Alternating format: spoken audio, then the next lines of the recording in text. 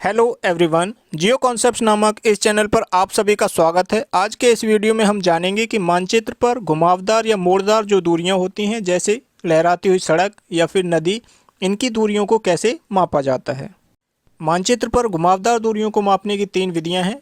Number 1 line segment method, number 2 thread method, number 3 rotameter द्वारा दूरियों का मापन। इस वीडियो में लाइन सेगमेंट मेथड पर हम विस्तार से चर्चा करेंगे। पिछले वीडियो में हमने राजस्थान के जोधपुर जिले की इस शिलाकृतिक मानचित्र पर नंदला खुर्द और दिवालियो नाम के 2 सेटलमेंट्स के बीच सीधी दूरी ज्ञात की थी। आज के इस वीडियो में हम मानचित्र पर वक्रीय दूरी या घुमावदार दूरी या मोड़दार दूरियों को कैसे अध्ययन करते हैं, इसके बारे में जानेंगे और सीखेंगे। मानचित्रों पर घुमावदार दूरी को पढ़ना अति आवश्यक है, क्योंकि धरातल पर अनेकों लक्षण जैसे नदियाँ, नहरें, सड़कें, इनमें बहुत सारे घुमावदार मोड़ होते हैं। ये धरातल पर सीधी रेखा के रूप में कम देखने को मिलती हैं। जैसा कि आप टॉप शीट पे देख पा रहे होंगे, इसमें काले रंग की रेखा के द्वारा ये स्ट्रीम्स दिखाई गई हैं, जिसमें बहुत सारे मोड़ हैं, बहुत सारे घुमाव हैं। इसी प्रकार से रेड कलर से जो सड़कें दिखाई गई हैं, सड़कों में भी बहुत सारे मोड़ हैं। इन घुमावदार नदियों या सड़कों की आप दूरी स्केल की सहायता से नहीं नाप सकते हैं, क्योंकि ये लक्षण मानचित्र पर सीधी रेखा के रूप में मौजूद नहीं है। अतः इनकी दूरी को, जैसे नदी की दूरी या सड़क की दूरी को ज्ञात करने के लिए आपको वक्रीय दूरी का अध्ययन कैसे किया जाता है, उसे कैसे पढ़ा जाता है, इसका ज्ञान होना अति आवश्यक है। तभी आप इन लक्षणों की धरातलीय दूरी को आप ज्ञात कर सकते हैं। पिछले वीडियो में हमने नंदला खुर्द और दिवालियो नाम के 2 सेटलमेंट्स के बीच सीधी रैखिक दूरी को ज्ञात किया था, लेकिन धरातल पर हम देखते हैं कि इन 2 सेटलमेंट्स के बीच इस तरह की कोई सीधी रोड मौजूद नहीं है। अतः अगर हमें नंदला खुर्द से दिवालियो तक जाना हो तो हमें किसी न किसी एक सड़क के द्वारा जाना पड़ेगा, और सड़कों की दूरी इसमें आप वक्रीय दूरी है। अतः वक्रीय दूरी का अध्ययन किए बिना हम ये नहीं जान सकते हैं कि नंदला खुर्द से दिवालियो तक जाने के लिए हमें कितना किलोमीटर चलना पड़ेगा। तो आइए आज के इस वीडियो में हम देखेंगे कि नंदला खुर्द से यदि दिवालियो के बीच जाना हो तो धरातल पर जो सड़कें मौजूद हैं उसके बीच, अर्थात 2 स्थानों के बीच सड़क से कितनी दूरी तय करनी पड़ेगी, इसको हम जानेंगे।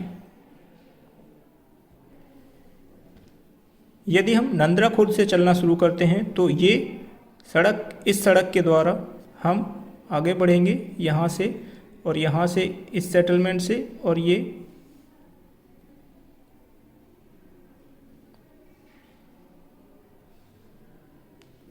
अब आप देख पा रहे होंगे कि यदि हम नंदला खुर्द से चलेंगे और दिवालियो तक हमें जाना हो तो इस ग्रीन कलर की रेखा के साथ साथ चलना होगा, तब हम यहाँ पर पहुँच पाएंगे। तो आइए अब हम ये जानते हैं कि इस ग्रीन कलर की जो सड़क है, ग्रीन कलर से जो हाईलाइटेड की गई सड़क है, उसकी यहाँ से यहाँ तक की दूरी कितनी है। इसको जानने के लिए हमें वक्रीय दूरी को पढ़ना आना चाहिए।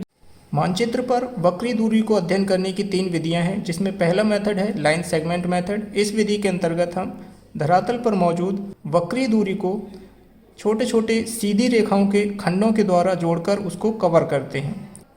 आइए देखते हैं किस प्रकार।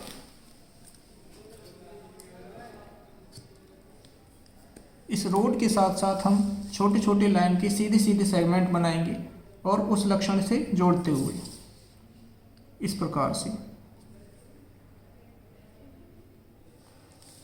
छोटे छोटे खंड उस लक्षण के या सड़क के साथ साथ बनाएंगे। कोशिश करेंगे कि वो लक्षण से ना तो ज़्यादा दूर जाए, ना ही उससे चिपके।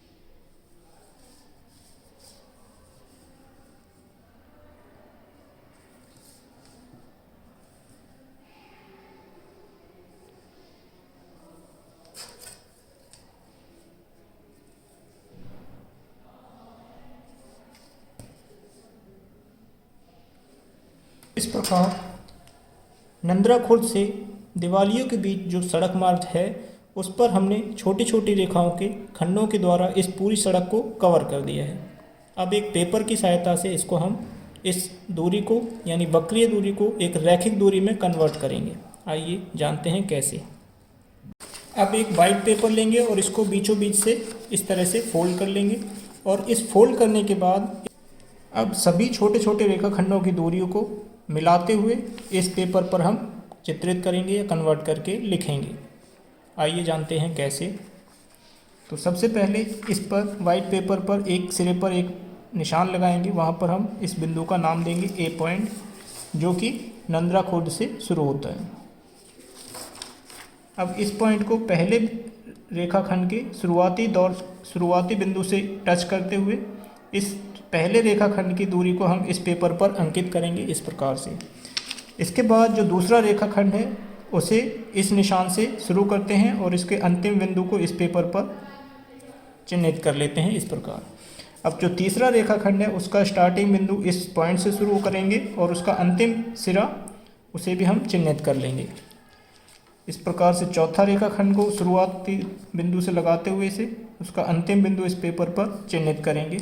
इसी प्रकार से सभी रेखाखंडों की दूरी को इस पेपर पर संचयित करते हुए नोट करते जाएंगे इस प्रकार से।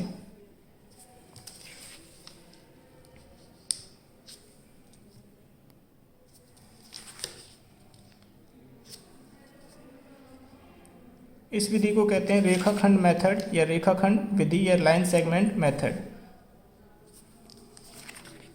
इसमें हम छोटे छोटे रेखाखंडों की दूरी के द्वारा संपूर्ण वक्रीय दूरी को कवर करने का प्रयास करते हैं।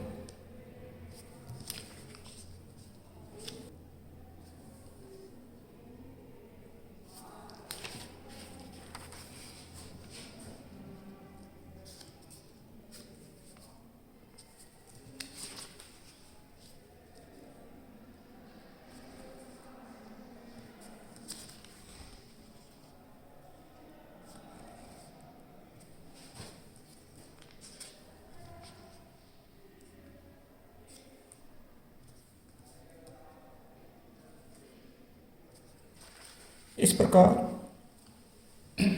नंद्रा खुर्द से दिवालियों के बीच जाने वाली रोड की संपूर्ण वक्रीय दूरी को छोटे छोटे रेखाखंडों में हमने बांटा और उन सभी छोटे रेखाखंडों को संचयित करके उनकी दूरी को इस पेपर पर हमने ट्रांसफ़र कर लिया है। और जो अंतिम पॉइंट है इसको हम लिख देंगे दिवालियों। इसका जो स्टार्टिंग पॉइंट था वो है नंद्रा खुर्द। अब इस वाइट पेपर पर संचित की गई सभी दूरी को हम स्केल की सहायता से नापेंगे और यहाँ पर ये दूरी है 18.7 सेंटीमीटर। 18.7 सेंटीमीटर। यदि हमारा मानचित्र का मापक प्रदर्शक भिन्न में दिया गया है तब हम उसे कथनात्मक मापक में कन्वर्ट करेंगे। यहाँ मानचित्र पर प्रदर्शक भिन्न दिया गया है 1:50,000, जिसको हम कथनात्मक मापक में जब बदलते हैं तो हमें पता चलता है कि मानचित्र पर 1 सेंटीमीटर की दूरी के द्वारा धरातल की 500 मीटर की दूरी को प्रदर्शित किया गया है। यहाँ मानचित्र पर नंद्रा खुर्द और दिवोलियों के बीच अर्थात बिंदु ए और बी के बीच मानचित्र पर जो घुमावदार सड़क है उसकी दूरी है 18.7 सेंटीमीटर। अब इस 18.7 सेंटीमीटर की दूरी को जब हम कथनात्मक मापक से गुणा करते हैं तब हमें पता चलता है कि बिंदु ए और बी के बीच जो सड़क है उसकी धरातल पर कितनी दूरी है, और ये दूरी निकल के आई है 9,350 मीटर। अर्थात जब हम नंद्रा खुर्द से दिवोलियों के बीच सड़क मार्ग से जाएंगे तो हमें कुल 9 किलोमीटर और 350 मीटर की दूरी तय करनी पड़ेगी।